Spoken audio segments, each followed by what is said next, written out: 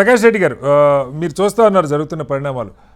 సరే, సోనం వాంగ్చుక్ రాజీనామా కంటే కూడా ఒక నిర్మాణాత్మకమైన చర్చ జరిగినా కూడా రాజీనామాతో కలుపుకొని ఇవాళ ముందు రాజీనామా చేస్తే నేను నిరాదీక్ష విరమిస్తానంట్లా, అది కూడా ఒక భాగంగా చర్చించండి, ఫలితం ఉండేట్టుగా చర్చించండి అని ఆయన కోరుతున్నారు. అన్నా హజారే గారు ఆయన ఉద్యమం ఆ రోజు ఎన్డీఏ అధికారంలోకి రావడానికి 14లో మీకు అందరికీ ఉపయోగపడింది, ఈ అవినీతి వ్యతిరేక ఉద్యమం. ఆయన జవాబుదారీతనం మీరు 152 పరీక్షలా లేదా ఎన్ని లీక్ అయిన దీనిలోకి వెళ్ళట్లా, ఒక్క నీట్ పరీక్ష తీసుకున్న 24లో ఇదే ధర్మేంద్ర ప్రధాన్ గారి నాయకత్వంలో లీక్ అయింది, అలాగే 26లో లీక్ అయింది. 26లో అసలు పరీక్ష రద్దు చేశారు, 20 మంది పైగా పిల్లలు ఆత్మహత్య చేసుకున్నారు. రాసిన వాళ్ళు ఎంత మానసిక క్షోభకు గురయ్యారో, బాగా చదివేవాళ్ళు, అటు ఇటుగా ఉన్నవాళ్ళు, కొంతమంది మొదటిసారి, ఇవన్నీ మనకు తెలుసు, మొదటిసారి బాగా రాసిన వాళ్ళు ఉంటారు, లేదు రెండోసారి బెటర్గా చేసిన వాళ్ళు ఉంటారు, ఫస్ట్ టైం నష్టపోయి లాభపడ్డోళ్ళు ఉంటారు. ఈ 23 లక్షల మంది గందరగోళానికి గురైన మాట వాస్తవం. వాళ్ళు కోరుతున్నది ఇక్కడ దీనికి ఒక హైయెస్ట్ లెవెల్లో రెస్పాన్సిబిలిటీ ఫిక్స్ అయితే రేపొద్దున కింద అవినీతి చేసేవాడు భయపడతాడు అన్నది ప్రధాన అంశం. దీనిలో ఎక్కడో ఒక చోట దేశవ్యాప్తంగా పేపర్ లీక్ అవుతూనే ఉన్నాయి, జవాబుదారీతనం లేదు అన్నది అంశం. దీని మీద ఇంత పెద్ద ఉద్యమం జరుగుతుంది. సరే, కాంగ్రెస్ వాళ్ళ హయాంలో 10 ఏళ్లలో 7 మంత్రులు రాజీనామా చేశారని చెప్పారు, ఆరోపణలు రాగానే ఆరోపణలో ఉద్యమం. మీ హయాంలో కూడా హర్ష కుమార్ గారు కేంద్ర మంత్రిగా కరోనా టైంలో ఆయన వైఫల్యాన్ని గుర్తిస్తే ఆయన రాజీనామా చేసిన పరిస్థితి. ఎందుకు ధర్మేంద్ర ప్రధాన్ గారు రాజీనామా చేయకూడదు? ఎందుకు ఒక నిర్మాణాత్మకమైన చర్చ, వేగంగా శిక్షలు పడేలాగా, కఠినమైన శిక్షలు పడేలాగా ఏర్పాట్లకి ఎందుకు ప్రభుత్వం పూనుకోకూడదు? ఎందుకు ఇంత మొండి పట్టు పడుతున్నారు? ముందు పెద్దలందరికీ నమస్కారం సార్. సార్ చెప్పండి. మీకు కూడా నమస్కారం సార్. నమస్తే సార్. సార్, నాకు ఇంతకుముందు పెద్దలు మాట్లాడిన విషయాలలో, మీరు కూడా ప్రోమోలో కూడా ఇప్పుడు మాట్లాడుతున్న విషయాల్లో నేను 2-3 అంశాలు, అభ్యంతరకరమైన అంశాలు కూడా చెప్తాను. చెప్పండి సార్. 152 ఎన్టీఏ ఎగ్జామ్స్ ఫెయిల్ అయినది. నాకు లిస్టు నా దగ్గర కూడా ఉంది, కానీ చెప్తున్నా. ఎన్టీఏ లిస్ట్ అంటే ఎన్టీఏ అనేది నేషనల్ టెస్టింగ్ ఏజెన్సీ అనేది, అది ఆ జాతీయ స్థాయిలో ఒక ప్లాట్ఫామ్. దానికి తెలంగాణ ప్రభుత్వం కూడా ఇస్తుంది. తెలంగాణ ప్రభుత్వంలో గ్లోబరీ నాకు ఇంటర్మీడియట్ ఎవాల్యుయేషన్ కోసం ఇస్తే 26 మంది విద్యార్థులు చనిపోయినటువంటి అటువంటి సంస్థ, అటువంటిది గ్లోబరీనా అనేటువంటి సంస్థ ప్రైవేట్ సంస్థ. ఇదేమో ప్రభుత్వ రంగంలో కొంత ఐడెంటిటీ ఉన్న సంస్థ. ఇది ఆయా రాష్ట్ర ప్రభుత్వాలు ఇచ్చేటువంటి దీని మీద ఎగ్జామ్స్ వాళ్ళు కండక్ట్ చేస్తారు. కండక్ట్ చేసేయడానికి మాత్రం మెకానిజమే వాళ్ళ దగ్గర, కానీ పోలీస్ మెకానిజము లేకపోతే ఇంకొక సిస్టము ఇవన్నీ వాళ్ళ దగ్గర ఉండవు సార్. ఇది మొదటి అంశం. వాళ్ళు మిగతా వాళ్ళతో హెల్ప్ తీసుకొని ఆయా రాష్ట్ర ప్రభుత్వాలు హెల్ప్ తీసుకుంటారు. ఇప్పుడు మొన్నటి వరకు ఈ నీట్ ఎగ్జామ్ విషయంలో బ్యాంకుల దగ్గర డిపాజిట్ చేస్తారు. ఇప్పుడు డైరెక్ట్ గా సిఆర్పిఎఫ్ నుంచే దాని డైరెక్ట్ గా పోలీస్ ఫోర్స్, ఆర్మడ్ ఫోర్స్ నుంచే తీసుకొచ్చారు. ఇప్పుడు అంటే మారినటువంటి నేపథ్యంలో ఇది ఎన్టీఏ ఎగ్జామ్ 152 లీక్ ఎన్టీఏ అనలేదు సార్. ఆయన మీరు రాహుల్ గాంధీ గారి స్టేట్మెంట్ ఎన్టీఏ అనలేదు, జాతీయ స్థాయి పరీక్షలు అన్నారు. ఎన్టీఏ కాకుండా నేను చెప్తా సార్, జాతీయ స్థాయి ఎన్టీ అంటే national testing agency. Nagar list 152 list ఉంది. ఆ 152 లిస్ట్ లో వివిధ రాష్ట్రాలలో కూడా లీక్ అయినటువంటి రాష్ట్రాలంటే ఎన్టీఏ కండక్ట్ చేసిన వివిధ రాష్ట్రాల ఎగ్జామ్స్ గురించి మాత్రమే చెప్తున్నారు సార్. ఇది ఒకటి. కాబట్టి మీరు ఇది ప్రతిసారి ఎన్టీఏ కండక్ట్ చేసింది లీక్ అయింది ఎన్టీఏ అనలేదు సార్. కేంద్ర జాతీయ స్థాయి యూపీఎస్సీ జాతీయ పరీక్ష, ఆర్ఆర్బీ జాతీయ పరీక్ష. మళ్ళీ మీ ద్వారా వ్యూవర్స్ క్లారిటీ ఇస్తున్నా. నేను తప్పు అయితే వ్యూవర్స్ నన్ను తప్పుగా చూస్తారు సార్. నేను క్లారిటీ చెప్తున్నా. నేను మీ టీవీ చూసే వాళ్ళకి క్లారిటీ చెప్తున్నా, కాబట్టి వెరిఫై చేసుకోండి. నాకున్నటువంటి సమాచారం నేను చెప్తున్నా. నెంబర్ 2 ఏంటంటే సార్, ఇప్పుడు అక్కడ జరుగుతున్నటువంటి చర్చ అంటే ఎగ్జామ్ విఫలమైంది, ఎగ్జామ్ లీక్ అయింది, దాన్ని గుర్తించారు, రిజల్ట్ రాకముందే దాన్ని రద్దు చేశారు, మళ్ళీ ఎగ్జామ్ కండక్ట్ చేశారు. 23 లక్షల మంది విద్యార్థుల యొక్క స్ట్రెస్ ఉంది అనేది కరెక్ట్, దాంట్లో తప్పే, స్ట్రెస్ లేదని కాదు. బట్ మెడికల్ కాలేజ్ సీట్లు ఏం తగ్గలేదు, ఇంకో సీట్లు ఏం తగ్గలేదు, రొటీన్ గా జరిగేటువంటి ప్రాసెస్. నేనేమంటున్నా, తెలంగాణ లాంటి రాష్ట్రంలో కూడా ఎంసెట్ 1 ఎగ్జామ్, ఎంసెట్ 2 రెండోసారి పోతే మూడోసారి ఒకటే సంవత్సరం 3 సార్లు ఎంసెట్ రాసినటువంటి వాళ్ళకు అప్పుడు 50,000 మందో 1,00,000 మందో ఇక్కడ రాస్తే వాళ్ళ స్ట్రెస్ కూడా అర్థం చేసుకోవచ్చు. కానీ ఏ మంత్రి రాజీనామా ఇయ్యలే, ఏ ఉద్యమానికి అవకాశం ఇయ్యలే. తలకాయలు ఇట్లాంటి పరిస్థితి ఇక్కడ వచ్చి ప్రభుత్వం దిగిపోవాల్సిందే. దిగిపోతే మీ సంగతి చూస్తారో పోయి నేపాల్ చేస్తామని వాడు అనలే. ఇక్కడ తెలంగాణ గడ్డ మీద కూడా జరిగింది, తెలంగాణ వచ్చినా కూడా జరిగింది. ధర్మేంద్ర ప్రధాన్ గారు అన్నారు కదా సార్ ఒరిస్సాలో. నేను చెప్తా సార్. అట్లంటే సచిన్ పైలట్ కూడా అన్నాడు సార్ రాజస్థాన్ లో.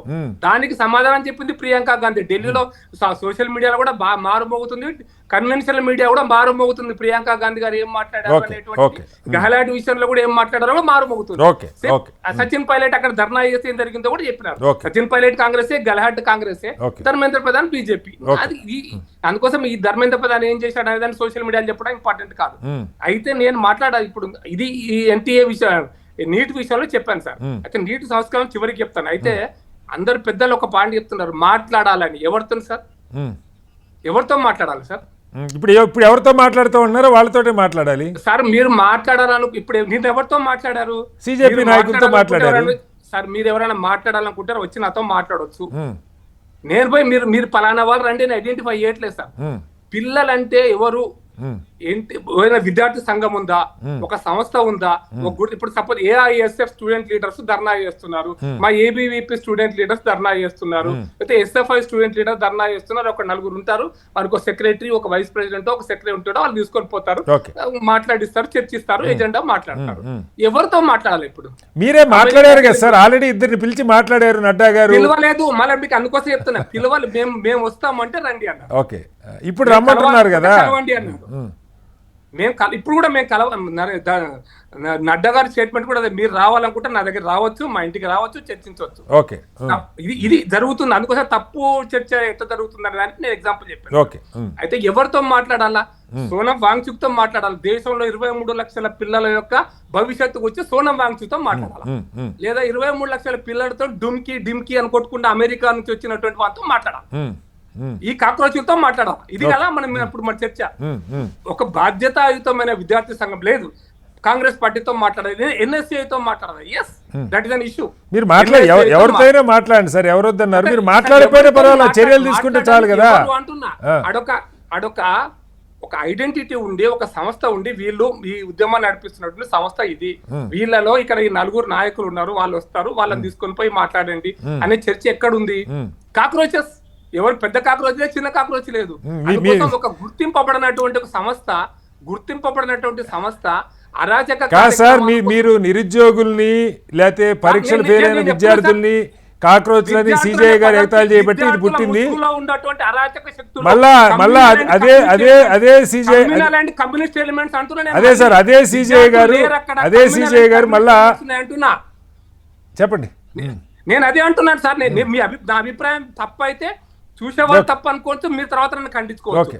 నేను అక్కడ చెప్తున్నా కమ్యూనల్ ఎలిమెంట్స్, అలీగఢ్ ముస్లిం యూనివర్సిటీయో, జామియా మిలియా యూనివర్సిటీయో, ఇంకా ఢిల్లీలో ఉన్నటువంటి ఇంకొక 4 ఇన్స్టిట్యూషన్స్, లేదా జేఎన్యూ లాంటి ఇన్స్టిట్యూషన్స్, హైదరాబాద్ సెంట్రల్ నుంచి వచ్చినటువంటి ఇన్స్టిట్యూషన్స్, అట్లా ఏవైతే తమ గుప్పిట్లో ఉన్నటువంటి communist elements and communal elements, ఈ రెండు వచ్చి అక్కడ బెదిరించి ప్రభుత్వాన్ని మేము నేపాల్ చేస్తాం, మేము బంగ్లాదేశ్ చేస్తాం, చూసుకుంటాం రా అంటుంటే వాళ్ళతో చర్చించాలా? సో ఏం చేయదలుచుకున్నారు? కాదు సార్, ఓకే, మీరు సవాల్ అన్నట్టుగానే మాట్లాడుతున్నారు, ఏం చేయదలుచుకున్నారు చెప్పండి. అంటే ధర్మేంద్ర ప్రధాన్ గారు రాజీనామా చేస్తారా, లేకపోతే పార్లమెంట్ చర్చిస్తారా? దేశ భద్రతకు సంబంధించిన అంశంలో పార్లమెంటుకు పోతామన్నారు. మొన్న వాళ్ళతో పార్లమెంటుకు పోవడం అనేటువంటిది, పార్లమెంట్ ధర్నా చేయడం వేరు, పార్లమెంట్ దగ్గరికి పోవడం అనేది వేరు.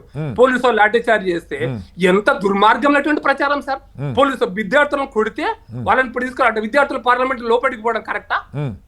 ఇది చట్టరీత్యా కరెక్టా?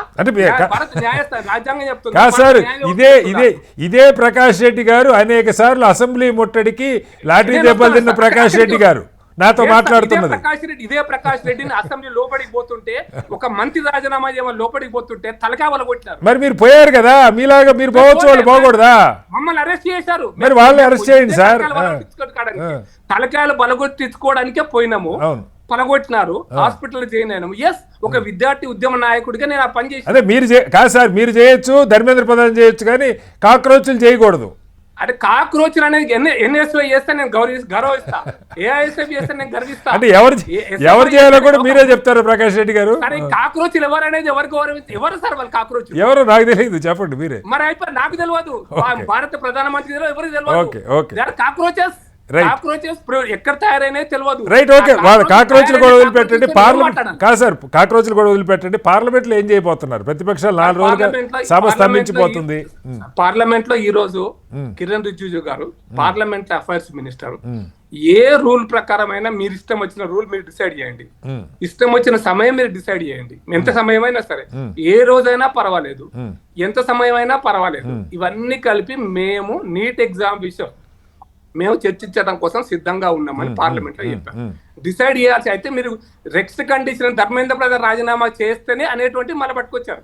కాదు, మీరు నీట్ విషయంలో డిస్కస్ చేయడానికి అంటే ఫైనల్ మీరు టైం అయిపోతుంది అనుకుంటా. కానీ నేను ఒక విషయం చెప్తాను సార్, చెప్పండి. మీరు 2024లో నీట్ ఎగ్జామ్ లీక్ అయిందని చెప్పారు.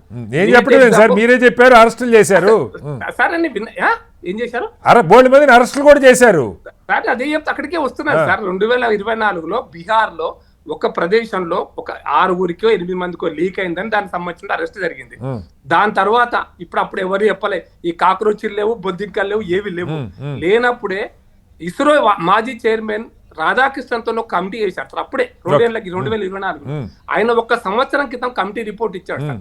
అందులో 101 సలహాలు ఇచ్చాడు. సంస్కరణలు మీరు చెప్పిన జేఈఈ సంస్కరణలు ఎట్లా ఉన్నాయో అట్లాంటి సంస్కరణలు కూడా కొన్ని కలిపి నీట్ ఎగ్జామ్ జేఈ ఒకటి కాకపోయినా కొన్ని సిమిలారిటీస్ ఉంటాయి. అట్లా దాంట్లో ఏంటంటే సార్ ఎగ్జామ్ ఎట్లా కండక్ట్ చేయాలి, అసలు మీరు అంటున్నారు కదా స్ట్రెస్ అనేటువంటిది పిల్లలకు అనేది, అసలు ఎగ్జామ్ యొక్క ప్యాటర్న్ ఎట్లా ఉండాలి, ఎగ్జామ్ లో క్వశ్చన్స్ కూడా ఎట్లా ఉండాలి. ఏమన్నా మార్చారు సార్? మరి 2 ఏళ్ళు అయింది ఆయన రిపోర్ట్ ఇచ్చి, 1 ఇయర్ అయింది. వినండి సార్, ఏడాది కింద రిపోర్ట్ ఇచ్చాడు. అయితే మనకు వచ్చినటువంటి సమస్య ఎక్కడ వచ్చిందంటే మొత్తం దేశంలో ఎన్టీఏ కూడా స్టడీ చేసింది. 18 లక్షల మందికి ఒకేసారి కండక్ట్ చేయగలిగేటువంటి సామర్థ్యాన్ని వాళ్ళు తీసుకొచ్చారు. కానీ అప్లికేషన్స్ 24 లక్షలు వచ్చినాయి కాబట్టి ఈ సంవత్సరం నెక్స్ట్ ఇయర్ పెరుగుతుంది అనేటువంటి అంచనా పెట్టుకొని నెక్స్ట్ ఇయర్ కు ఈ రకమైనటువంటి అంచనా ప్రకారం 24 లక్షలు 26 లక్షలు వస్తారు అనుకోని కూడా దానికి తగ్గట్టుగా ప్లాన్ చేసుకోవడం సాధ్యం అవుతుంది. కానీ ఇప్పుడు సాధ్యం కాలేకపోతుంది కాబట్టి పోయిన సంవత్సరం లాగానే పూర్తి చేద్దాము.